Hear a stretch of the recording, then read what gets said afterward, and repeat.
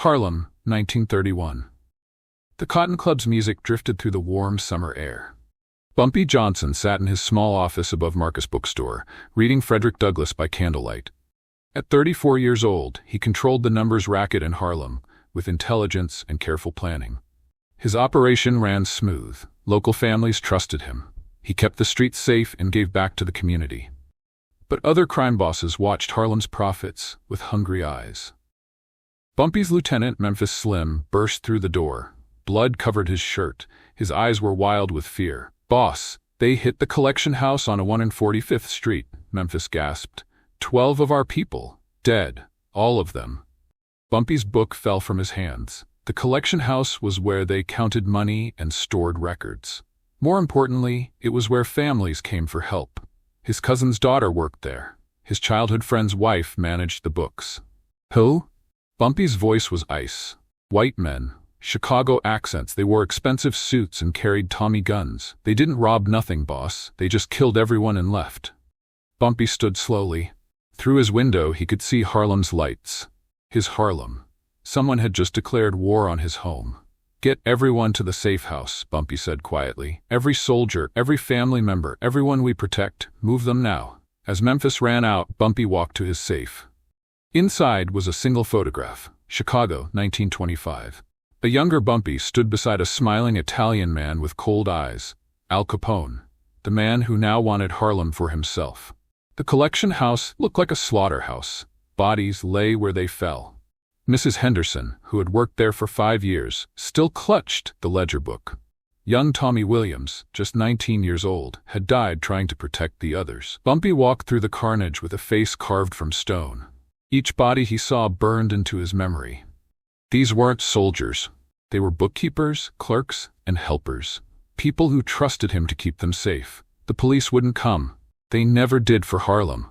But witnesses talked. Old Mr. Peterson had seen everything from his window across the street. 4 men, Bumpy, Peterson said, his voice shaking. They walked in calm as Sunday, then the shooting started. Must have been 50 rounds. They took their time, made sure everyone was dead. Then they walked out, got in a black Cadillac, and drove away laughing.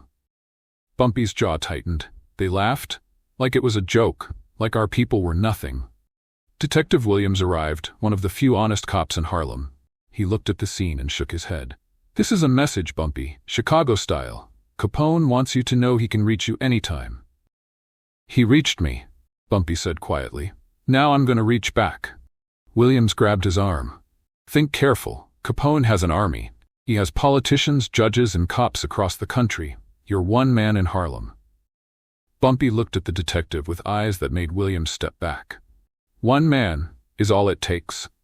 Bumpy called a meeting at midnight. His top people gathered in the basement of Mother Zion Church. 20 men and 3 women, all trusted leaders who helped run Harlem's underground economy. The mood was electric with rage and fear. Everyone had lost someone in the attack. These weren't just employees, they were neighbors, friends, and family. "Capone thinks we're weak," said Big Martha, who ran the gambling houses. "He thinks he can walk into Harlem and take what he wants." "We should hit Chicago," shouted young Raymond. "Burn his clubs, kill his people." Others agreed loudly, but Bumpy raised his hand. The room fell silent. "Capone wants us angry," Bumpy said calmly. "He wants us to react like fools. Rush to Chicago, get slaughtered by his army, and Harlem falls apart. Then he walks in and takes over." "So we do nothing?" Big Martha asked, her voice hard. "I didn't say that." Bumpy stood. "Capone made one mistake. He thinks I'm just another street thug. He doesn't know I think different. I plan different." He unrolled a map on the table. It showed the entire eastern seaboard. Capone's empire depends on supply lines. Whiskey from Canada, protection money from unions, political connections in Washington. He's built a machine. Machines have weak points. Memphis Slim studied the map. "You want to break his machine? I want to make him wish he never heard the name Bumpy Johnson." The room erupted in discussion. Bumpy let them talk. They needed to believe. They needed hope. But more than anything, they needed to trust that he had a plan that would work. Before the meeting ended, a stranger appeared at the church door. He was tall, thin, and wore a Chicago Bulls baseball cap. 2 of Bumpy's guards held him at gunpoint. "My name is Vincent Torrio," the man said calmly. "I worked for Al Capone. Until yesterday. Bumpy studied him carefully. Why should I believe anything you say? Vincent reached slowly into his jacket and pulled out photographs. Because I took these 2 days ago in Chicago. They show Capone's men planning the Harlem attack. The photos showed 4 men around a table. Maps of Harlem spread before them. One photo captured the killers clearly, the same men witnesses had described. Why bring this to me? Bumpy asked.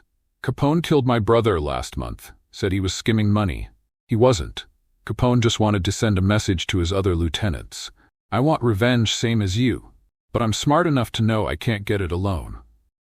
The room erupted in suspicion. It's a trap, someone shouted. Capone sent him.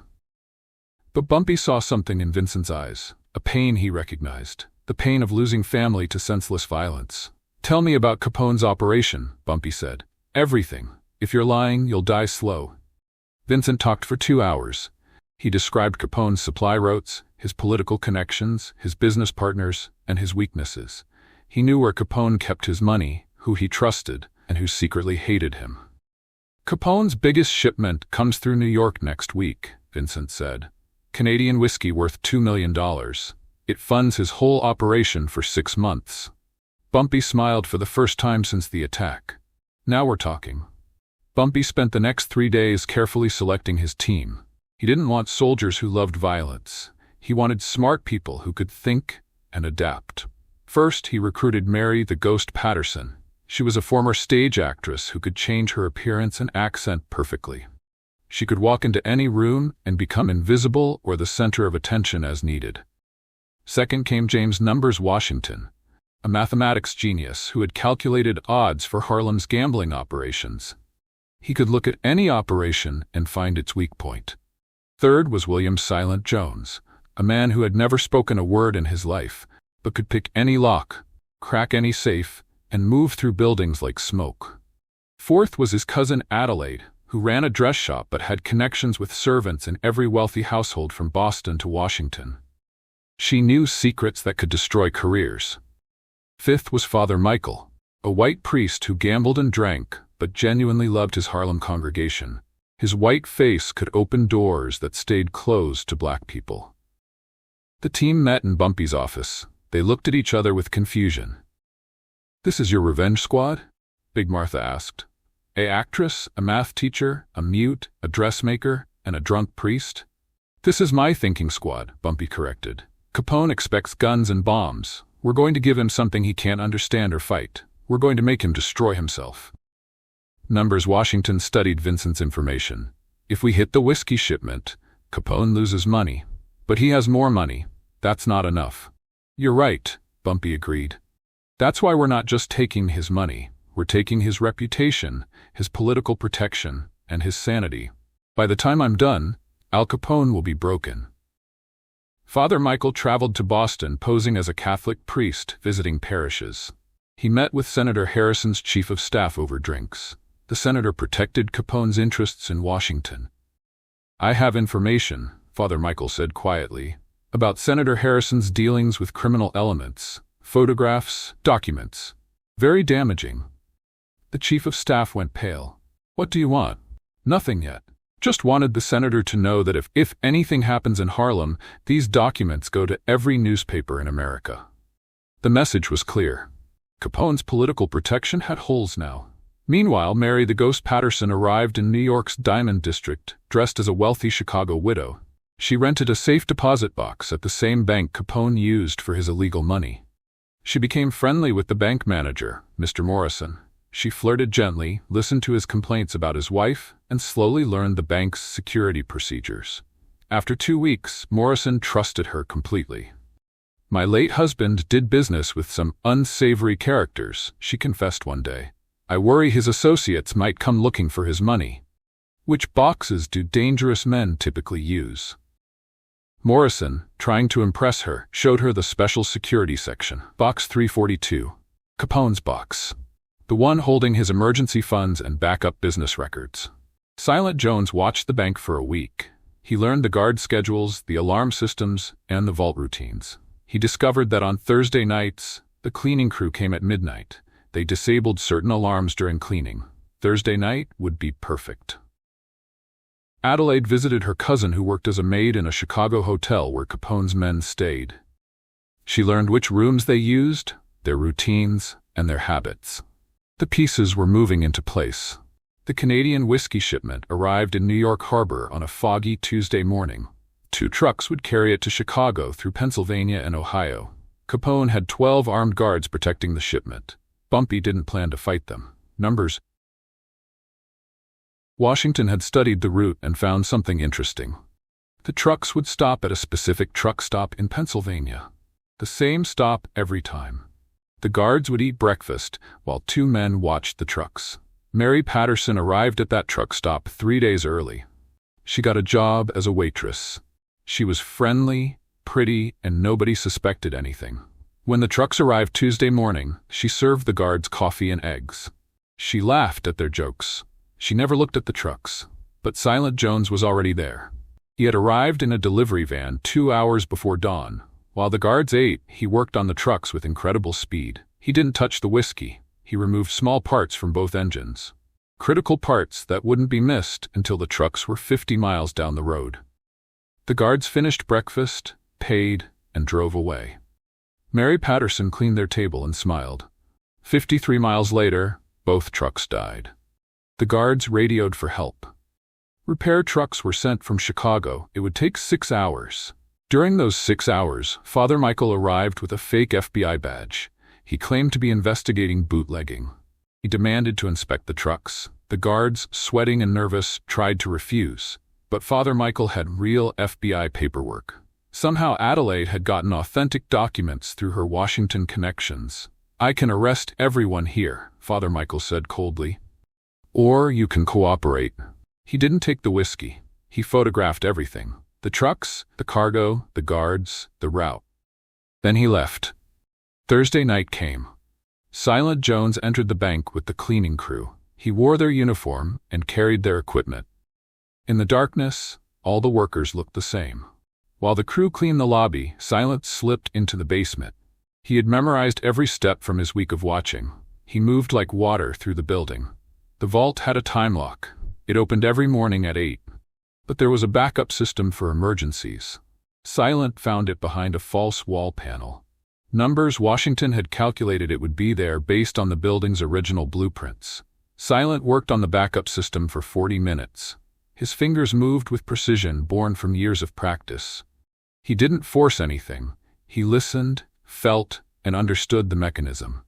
The lock clicked open at 1:47 a.m. Box 342 contained $200,000 in cash, business ledgers showing Capone's illegal operations, and photographs of politicians accepting bribes. Everything Capone needed to keep his empire running. Silent didn't take everything. He took the ledgers and photos. He left the money, but he added something, a simple note written in Bumpy's neat handwriting. "You took my family. I'm taking your empire. This is just the beginning. Bumpy Johnson, Harlem." Silent sealed the box and left everything looking untouched. By 2:15 a.m. he was gone. The cleaning crew never noticed the extra worker who disappeared. In Harlem, Bumpy examined the documents Silent had delivered. The ledgers were gold. They showed every payment, every bribe, every illegal deal Capone had made for 3 years. "Numbers," Bumpy said. "How do we use this?" "Numbers." Washington smiled. "We don't release everything at once. We leak it slowly. Make Capone think someone inside his organization is betraying him. Make him paranoid. Make him hurt himself." Bumpy nodded slowly. "I like how you think." The first leak went to a Chicago newspaper reporter who hated corruption. Adelaide delivered it anonymously with a note, "More coming if you're brave enough to print truth." The story ran 3 days later. It exposed a Chicago judge taking bribes from bootleggers. The judge was on Capone's payroll. The article included photographs and payment records. The city erupted. The mayor demanded investigations. The judge resigned in disgrace. Federal investigators suddenly became interested in Chicago. Capone was furious. He called his top lieutenants together. "Someone is leaking information," he raged. "Someone close to me. Someone who knows my business." His men looked at each other with suspicion. Vincent Torrio, safely hidden in Harlem, had warned Bumpy this would happen. "When Capone gets paranoid, he gets violent," Vincent explained. "He'll start suspecting his own people. He'll hurt them. He'll destroy his organization from the inside. 2 days later, the second leak appeared. This time in a New York newspaper. It showed a congressman accepting money from Capone's organization. The congressman represented Illinois. The congressman denied everything, but the evidence was clear. He lost his seat. His political career was destroyed. Capone's political protection was crumbling. The third leak went to the Treasury Department. Father Michael delivered it personally to an honest agent he knew. It showed tax evasion on a massive scale. Federal investigators suddenly had a case against Al Capone, the same type of case that would eventually destroy him in real history. But Bumpy was speeding up the process. In Chicago, Capone became a man possessed. He trusted no one. He had 3 of his own lieutenants killed on suspicion of betrayal. His organization began falling apart as everyone feared being next. Capone sent a message to Harlem. 20 more hitmen arrived in New York with orders to kill Bumpy Johnson and burn Harlem to the ground. But Bumpy had anticipated this. His intelligence network, built over years in Harlem, tracked the hitmen from the moment they arrived. Every hotel they checked into, every restaurant they visited, every person they talked to was reported to Bumpy within hours. The hitmen expected to find Bumpy in his usual locations, but Bumpy wasn't there. He had moved his operation to a location Capone could never predict. Instead, the hitmen found themselves being watched, followed, photographed, their every move documented. Mary Patterson, disguised as a hotel maid, searched their rooms. She found their weapons, their plans, and their orders. She photographed everything and left it all in place. Big Martha sent the photos to the New York Police Department with a note. 20 Chicago killers are in your city planning murders. Do your jobs or newspapers get these photos showing your failure? For once, the police acted. They raided the hotels. They arrested 18 of Capone's men on weapons charges. The other 2 fled back to Chicago. Capone's response had failed. Worse, it made him look weak. His enemies in Chicago smelled blood in the water. Vincent Torrio smiled when he heard the news. The sharks are circling now. Every gang in Chicago who fears Capone sees him losing control. They'll start testing him. He'll have to fight on multiple fronts. Bumpy sat quietly thinking. How many enemies does Capone have in Chicago? Dozens. Bugs Moran, the Jenna brothers, the O'Donnells. They all hate him. They only stay quiet because they fear him. Not anymore, Bumpy said. Send them copies of the leaked documents. Let them see Capone is vulnerable. Let them attack him while he's focused on Harlem. You're starting a war in Chicago, Vincent said. He started a war in Harlem. I'm just returning the favor. The whiskey that was photographed finally reached Chicago.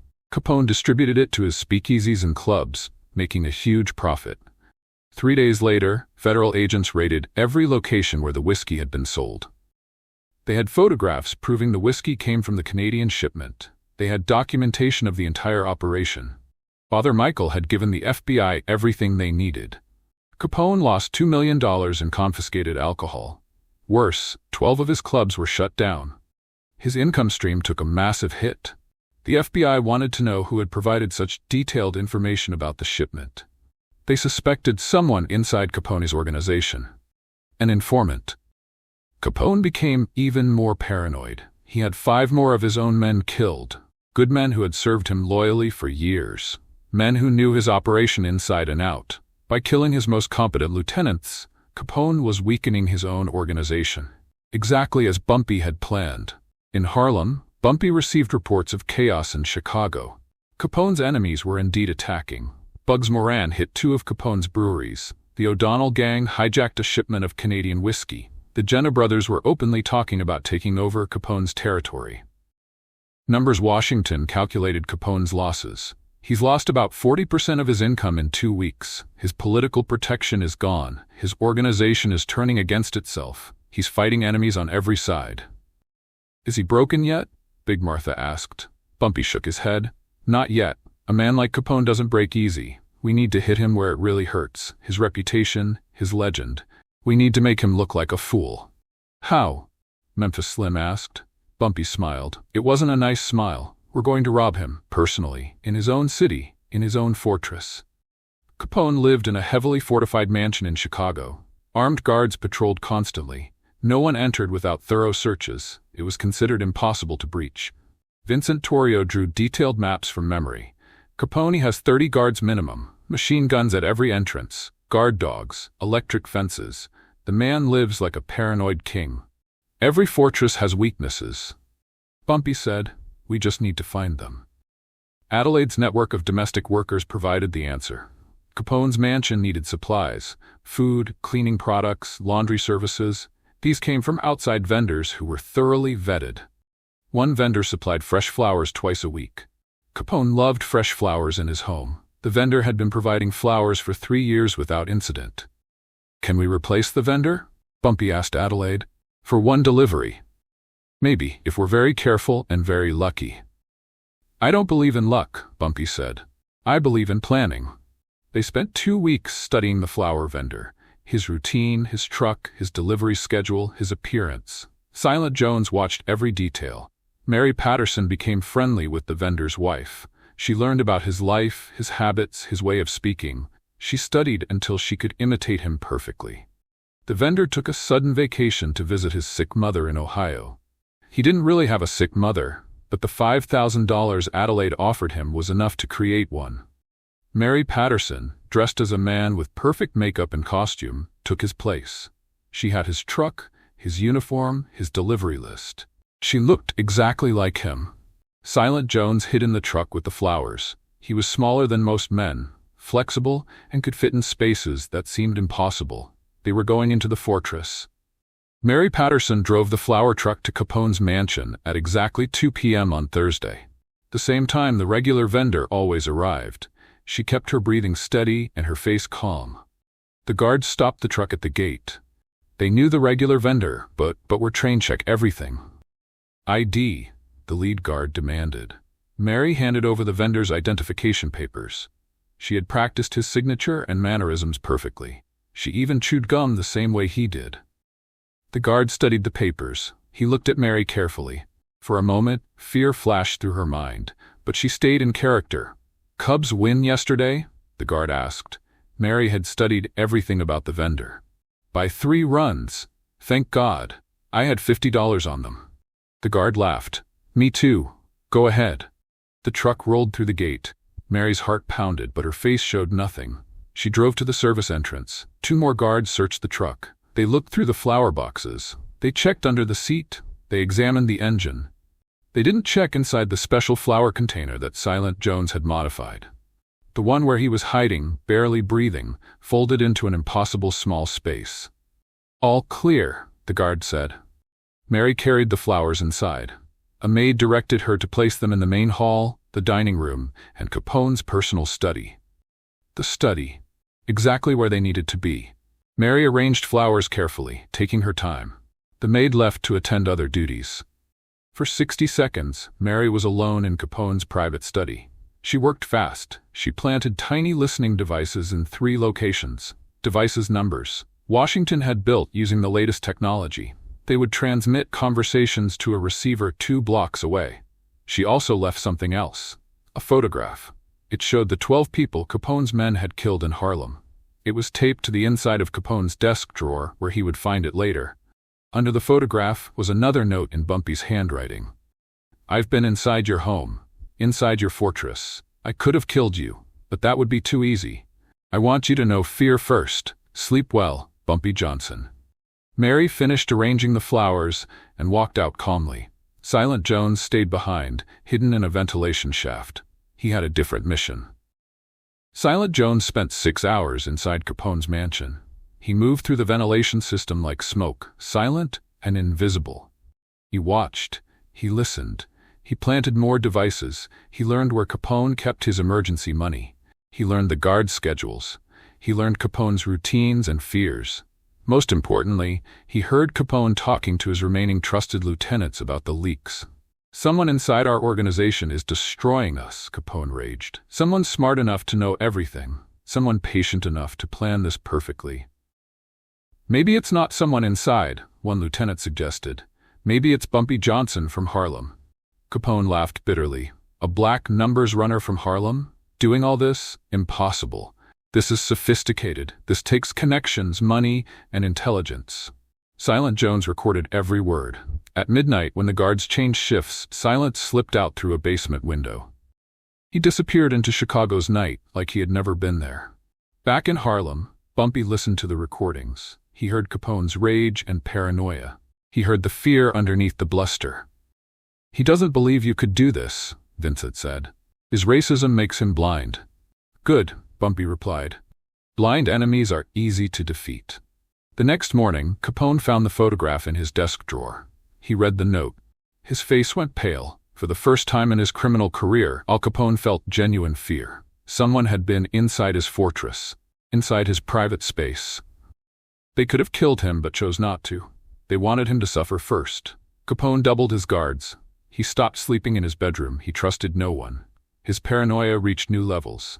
His organization, already crumbling from the leaks and attacks, began to fall apart faster.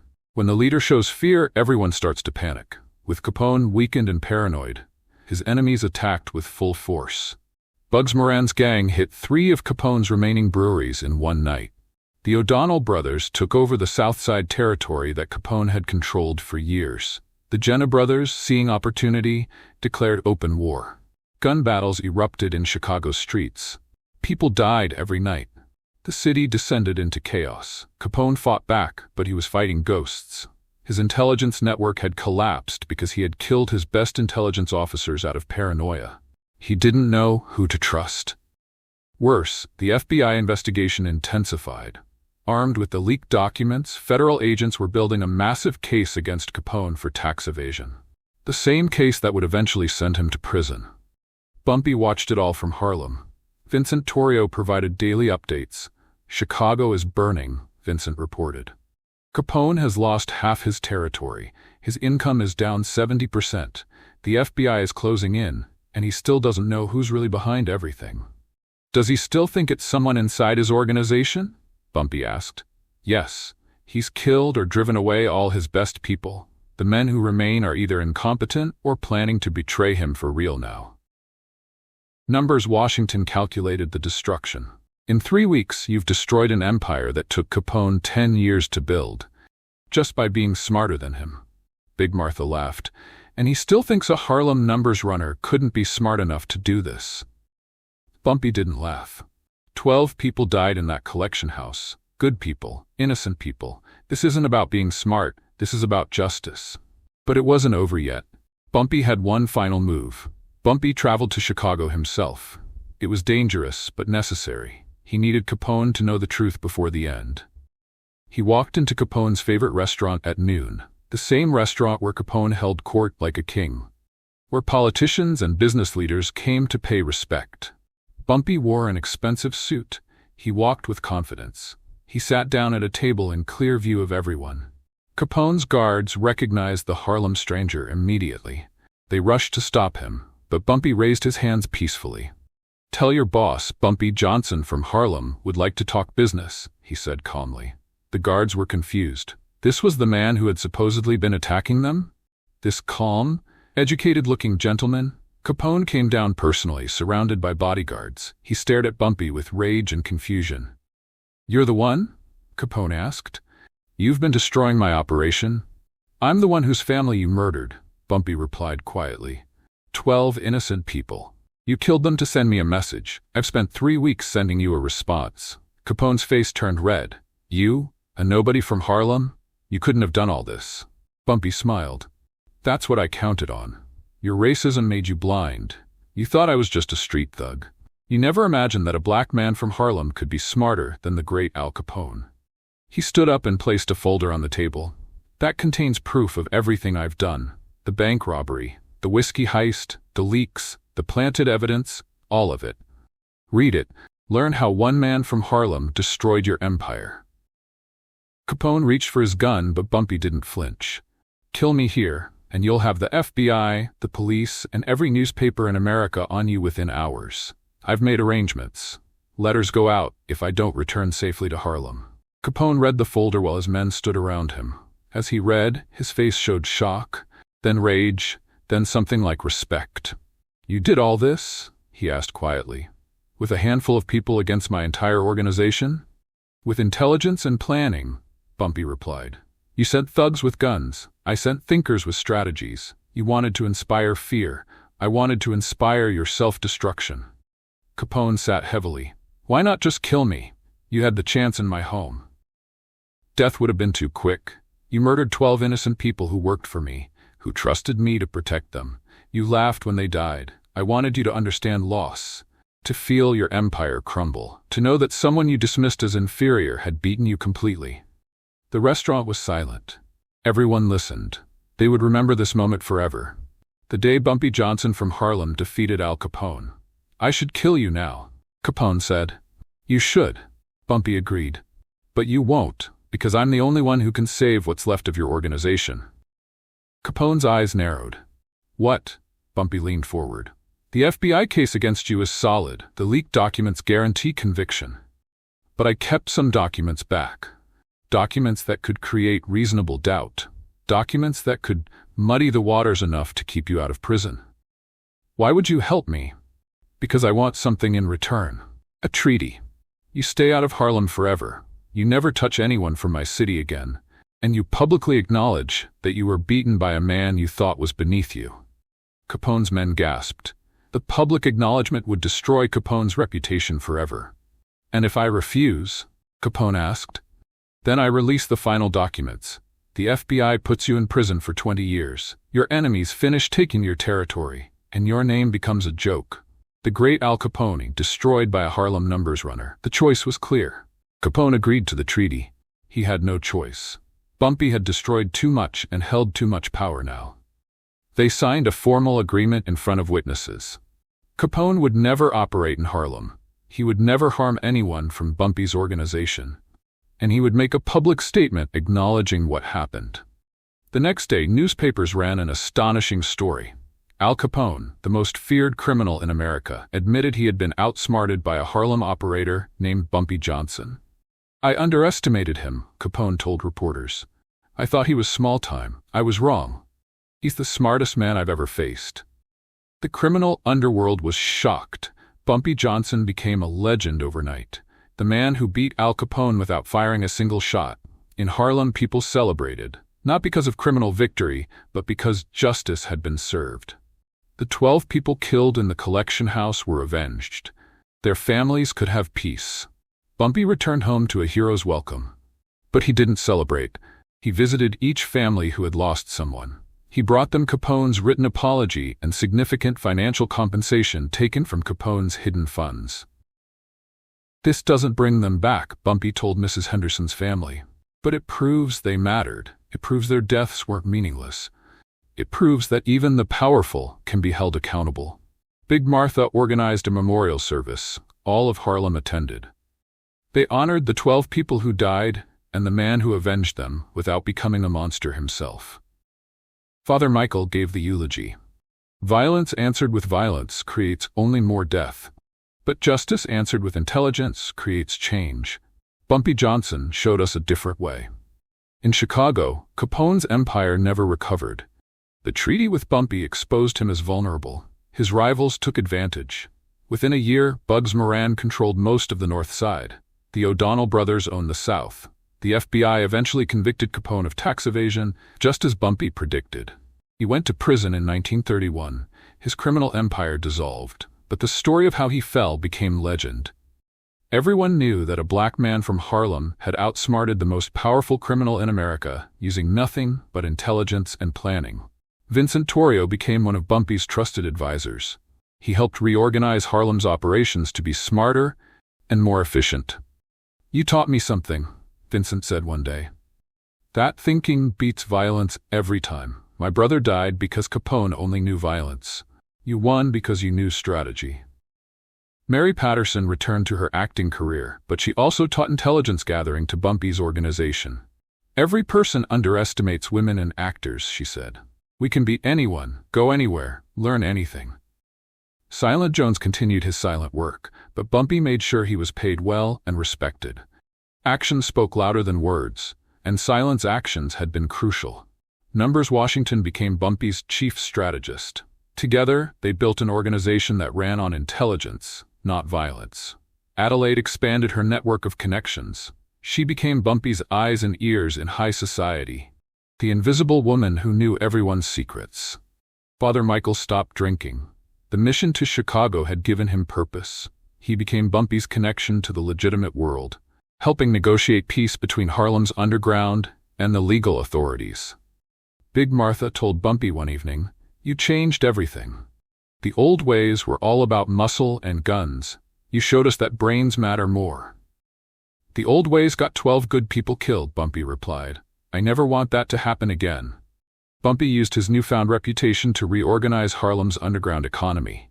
He implemented new rules: no violence against innocent people, no involving families, no operations that hurt the community. He created a fund for the families of the 12 people who died. Every business in his organization contributed. The fund paid for education, housing, and medical care. "They died because I couldn't protect them," Bumpy told his people. "The least I can do is protect their families forever." He also started investing in legitimate businesses: restaurants, clubs, theaters. He wanted to give Harlem opportunities beyond the underground economy. Marcus Bookstore, where his office sat, became a community center. He started programs to teach young people reading, mathematics, and critical thinking. "The way I beat Capone was with education," he told the young students. "I read books, I studied history. I learned to think strategically. That's more powerful than any weapon." Some criticized him. "You're still a criminal," they said. "You run numbers and gambling. You profit from vice." Bumpy didn't argue. "I am what I am, but I'm trying to do it with some honor, trying to protect people instead of hurting them, trying to build up Harlem instead of tearing it down." The police left him alone more than before. Detective Williams told him why. "You could have started a war. You could have filled streets with bodies. Instead, you outsmarted Capone and avoided bloodshed in Harlem. The department appreciates that, even if we can't say so publicly." Bumpy nodded. "I didn't do it for appreciation. I did it for 12 people who deserved better." Still, things had changed. Harlem had changed. Bumpy had changed. The young street thug who once solved problems with fists had become a man who solved them with his mind. 6 months later, Bumpy received a letter from federal prison. It was from Al Capone. "Johnson," it began. "I've had time to think here about what you did, how you did it, and why I failed to see it coming. You were right. My racism blinded me. I looked at Harlem and saw nothing worth respecting. I looked at you and saw someone to crush. I never imagined that intelligence had no color. That strategy didn't care about race. I've run my empire through fear and violence for 10 years. You destroyed it in 3 weeks using patience and planning. The irony isn't lost on me. I'm told you've changed Harlem, that you're building something different, something smarter. I hope you succeed. God knows the world needs fewer men like I was and more men like you've become. I killed 12 innocent people to send a message. You destroyed my empire without killing anyone. That's the real difference between us. Not race, not background, character. This isn't an apology. I don't apologize, but it is acknowledgement. You were the better man. You deserved to win. Alphonse Capone." Bumpy read the letter 3 times. He showed it to his core team. "What will you do with it?" Memphis Slim asked. "Keep it," Bumpy said. "As a reminder, smart beats strong. Strategy beats violence, and character matters most of all." He filed the letter away carefully. It represented something important. Even Al Capone, the most feared criminal in America, had learned that violence wasn't the only path, maybe not even the best path. That night, Bumpy visited the memorial for the 12 people who died. Fresh flowers were always there. The community never forgot. "I hope you're at peace," he said quietly. "I hope you know that your deaths changed things. Changed me. I'll spend the rest of my life making sure people like Capone can't hurt innocent people in Harlem ever again." Bumpy invested heavily in education. He created scholarships for young people. He brought in teachers for evening classes. He built a library in Marcus Bookstore's basement. "Education gave me the tools to defeat Capone," he told anyone who would listen. "Every young person in Harlem deserves those same tools." He hired Numbers Washington to teach mathematics. Mary Patterson taught public speaking and presentation. Adelaide taught economics and business. Each member of his revenge team became a teacher. Even Silent Jones taught, though he never spoke. He taught locksmithing and mechanical skills. Students learned that words weren't always necessary. Skills spoke volumes. Father Michael taught history and ethics. Understanding right and wrong matters, he told students. Mr. Johnson could have responded to violence with more violence. Instead, he chose a harder path, a smarter path. That's what ethics means, choosing the difficult right over the easy wrong. The programs grew. Within a year, hundreds of young people were learning skills beyond what schools taught. They learned critical thinking, strategy, planning, and execution.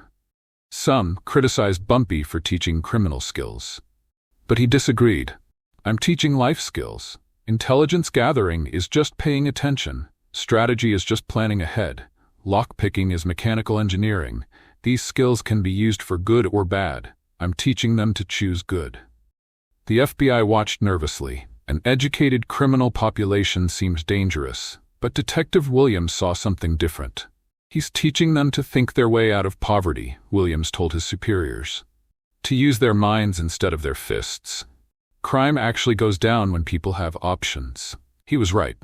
Violent crime in Harlem decreased. Property crime dropped. Young people started choosing education over easy money. Not everyone appreciated Bumpy's new approach. A young hothead named Marcus Kane challenged him. "You've gone soft, old man," Marcus said in front of a crowd. "You run schools instead of running the streets. You teach kids instead of making money. The Bumpy Johnson who beat Capone wouldn't recognize you now." Bumpy looked at the angry young man. He saw himself 10 years ago, angry, violent, certain that strength was everything. "You're right," Bumpy said calmly. "The man who beat Capone wouldn't recognize me now. I've learned things since then. I've grown." "You've gotten weak," Marcus insisted. "Have I?" Bumpy stood. "Let's test that. I'll give you 3 weeks. Same time I used to destroy Capone. You try to take over my organization using violence and strength. I'll defend using intelligence and strategy. We'll see who wins." The crowd gasped. Was Bumpy Johnson really accepting a challenge from a street punk? Marcus smiled viciously. 3 weeks. Then you're done. We'll see, Bumpy said. Over the next 3 weeks, Marcus tried everything. He recruited soldiers, he stockpiled weapons, he planned attacks on Bumpy's businesses. But Bumpy knew everything Marcus planned before he planned it. Adelaide's network of connections reported every move. Numbers Washington predicted, Marcus's strategies. Silent Jones disrupted operations before they started. Mary Patterson, disguised as a young woman interested in Marcus, learned his entire organization. She reported everything to Bumpy. On the final day, Bumpy visited Marcus surrounded by federal agents. "You're under arrest for weapons violations, conspiracy to commit murder, and racketeering," the lead agent said. Marcus stared at Bumpy in shock. "You sold me out to the cops?" "No," Bumpy said. "You sold yourself out. Every weapon you bought was traced. Every plan you made was recorded. Every crime you committed was documented. I just made sure the evidence reached the right people. You said we'd fight. We did fight. I used intelligence. You used violence. I won without throwing a punch. Just like I beat Capone. Just like I'll beat anyone who thinks strength alone matters." Marcus was taken away. The crowd watched silently. "Let this be a lesson," Bumpy told them. "Violence is easy. Anyone can hurt people. Intelligence takes work. Strategy takes patience. But they win every time." Years passed. Bumpy Johnson became one of the most respected figures in Harlem. Not feared, respected. There was a difference. He never forgot the 12 people who died. Every year, on the anniversary, he held a memorial service. He spoke about them by name. He told their stories. He made sure they were remembered. The revenge he took on Capone became legendary. But Bumpy always emphasized what mattered most. "I didn't destroy Capone's empire for glory," he told people. "I did it for justice. For 12 innocent people who deserved better.